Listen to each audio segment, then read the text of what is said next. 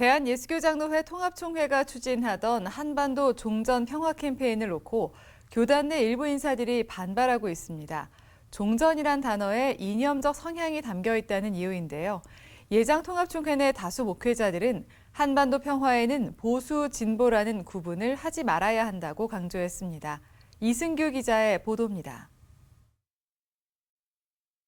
예장통합총회는 지난 2일 남북한 선교통일위원장 이동화 목사 이름으로 각 노회에 공문을 하달했습니다. 오는 7월 27일까지 이어지는 한반도 종전평화 캠페인에 동참을 촉구하는 내용입니다. 하지만 한반도 평화를 위한 교회의 관심을 반영한 이 캠페인은 제대로 전개되기도 전에 중단됐습니다. 예장통합총회 내 일부 인사들이 종전이라는 단어를 문제 삼으며 이순창 총회장과 총회를 공격했고 결국 예장통합총회는 지난 17일 사과 표명과 함께 캠페인을 철회하겠다는 내용의 공문을 각 노회에 전달했습니다. 예장통합총회는 한반도 평화통일을 위한 운동에 그동안 꾸준하게 앞장서 왔지만 일부 반발 목소리가 방향을 돌린 겁니다. 특히 예장통합총회가 전개하기로 했던 한반도 종전평화 캠페인은 대한예수교장로회 합동총회와 함께 펼치기로 했던 것이어서 아쉬움을 더하고 있습니다.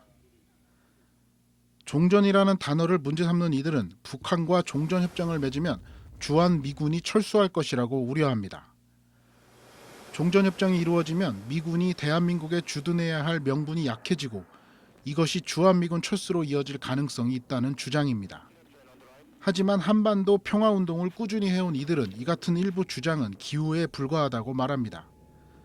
종전협정을 하면 주한미군이 철수할 것이라는 가정은 종전협정에 대한 이해 부족에서 나온 것이란 겁니다.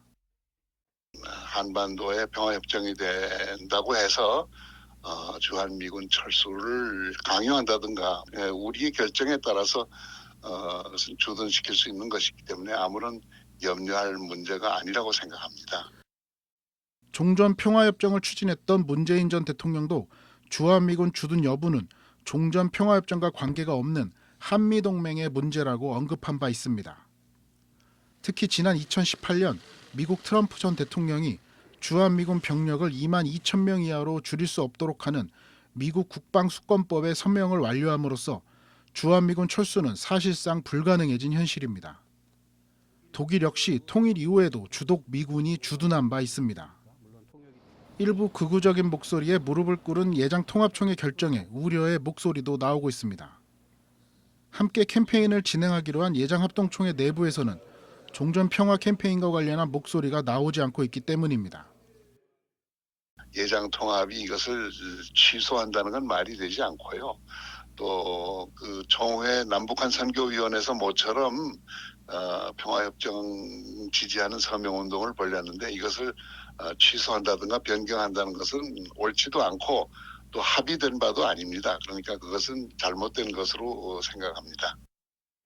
한반도 평화는 보수와 진보, 이념을 따지기 전에 그리스도인이라면 누구나 추구해야 할 지상 과제입니다. 실제로 지난 2018년 남북 정상회담과 북미 정상회담이 잇따라 열리면서 종전평화협정 체결에 대한 기대감이 높아지는 가운데 보수 연합기구인 한국기독교총연합회 역시 남북 정상회담을 환영하며 한반도 평화가 이루어지길 기대한다고 말한 바 있습니다. 또 보수교단인 예장합동총회도 이념과 사상적 대결로 인한 적대 행위를 넘어 평화의 공동체로 만드는 복음적 실천을 시작해야 할 때라는 담화문을 발표하기도 했습니다.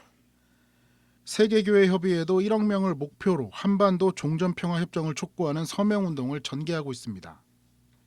현 정부 들어 남북관계 긴장이 고조되고 있는 가운데 평화를 향한 한국교회 발걸음이 그 어느 때보다 강조되고 있습니다. 예장통합총회가 한반도 평화를 외면하지 않기를 한국교회는 물론 세계교회가 주목하고 있습니다.